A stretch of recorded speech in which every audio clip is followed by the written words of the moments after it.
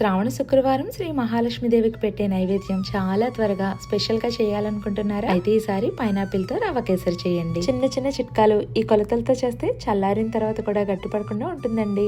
ముందుగా ఒక గిన్నెలోకి 1 కప్పు రవ్వకి 3.5 కప్పుల వరకు నీళ్లు తీసుకుని అందులో చిటికెడు కుంకుమ పువ్వు వేసి ఈ నీళ్లను మరిగించండి. ఇప్పుడు కేసరి చేయడానికి ఒక మందంగా ఉన్న కడాయి తీసుకుని అందులో 1/2 కప్పు వరకు నెయ్యి వేసి కరిగించండి.